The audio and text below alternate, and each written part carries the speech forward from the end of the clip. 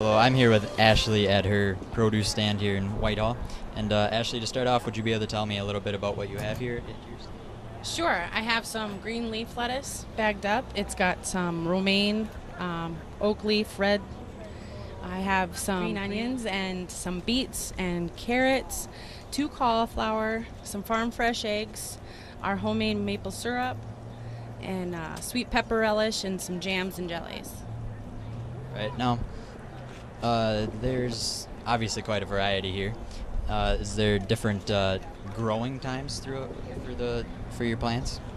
Yes, definitely. We're very fortunate, and were able to apply for a grant for a hoop house, and the hoop house is 72 feet long and 30 feet wide.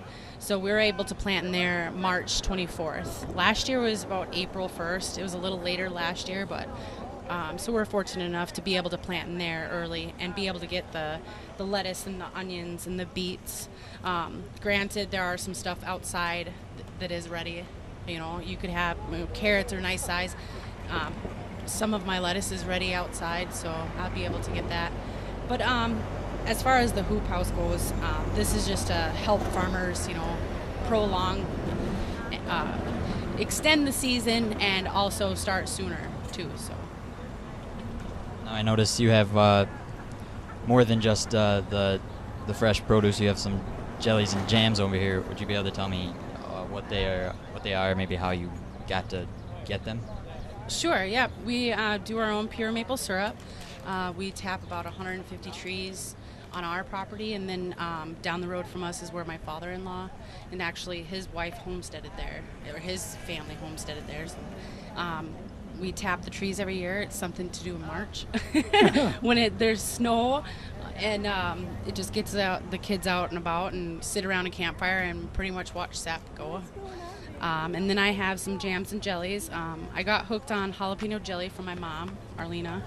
And then the sweet pepper relish also. It was a bumper crop of jalapenos or sweet peppers last year. So, and then the jams. I've always got interested in doing jams and jellies for my husband too. So this is plum. Last year the plums were amazing. So, and then of course raspberries will come in season. So I'll do raspberries, and then I'll do blackberries. Today I went picking strawberries, so I'll make strawberry rhubarb.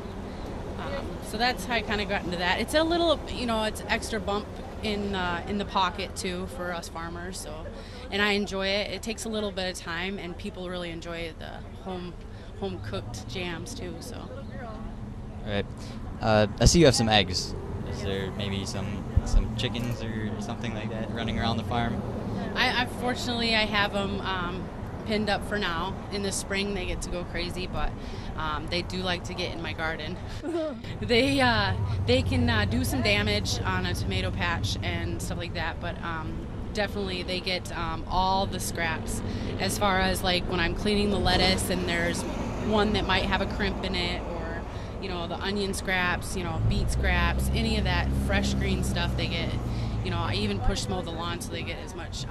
We're looking into getting a chicken tractor and kind of investing in something like that, and that'll help them too in egg production too. So my flock's a little old.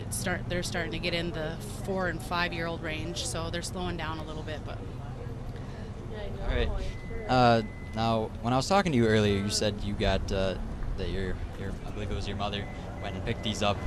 Now, would you be able to tell me maybe elaborate a little bit on that for me? yeah. Oh, my mom's Arlena Schott, so she goes down to the Navy Pier, and she was down there at the beginning of April, end of March, I think. And so a good place to put them was in our hoop house, and we decided to put them in there just to see how they do. And they did amazing, actually. And cauliflower and broccoli, they do a lot of, they do like a lot of the cooler weather that we do have for Wisconsin. So usually by the time summer rolls around, like we do have some out in the field, but this goes to show that planting them in a hoop house, that early will give you just amazing results. And like I said, organically grown. We don't use any sprays or pesticides on our stuff. So, and they look amazing, nice and white. So it was all curled up, but so the hoop house again it's nice to have in this area. So. Now, before we wrap it up, you said you had a CSA. Yeah. Would you be able to tell me something about that? Sure, yep. CSA is a community supported agriculture program. It's basically a box of vegetables every week for 20 weeks. We, take the money up front in spring, which is April 1st is my deadline. I like to have it, unless you don't know about it. That's understandable too. But and then, so you come to the farm and pick it up every Wednesday from 5 to 7. And I'm also looking for a drop-off or a hostess person here in Whitehall, because I come to Whitehall quite often, banking here in Whitehall, and lived here since I was 16. I think we were 16, 15, somewhere in there. But it's the CSA is just basically, it stands for Community Supported Agriculture. So you are paying money towards the farmer, and in turn you share in the bounty and the risk in farming.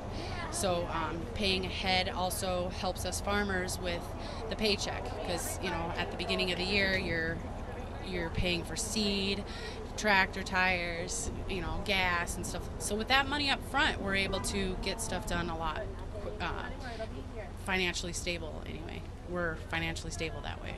So, and of course, like I said, everything's homegrown, so people really enjoy that box every week. It's like Christmas, so they never know what you're going to get either, because I grow a large variety. So there are a few things that I like to grow that just kind of like people go, whoa, what was that? So that's always fun to do too. And I do a newsletter also. So a newsletter with recipes, just to help people figure out what to do with their produce, because that is something that kind of scares people about a CSA, is that they're going to get a big box of vegetables and what am I going to do with it, or how do I prepare it, how do I keep it fresh. So the newsletter really helps people out. Well, thank you for your time, Ashley. It's been a pleasure. You're welcome.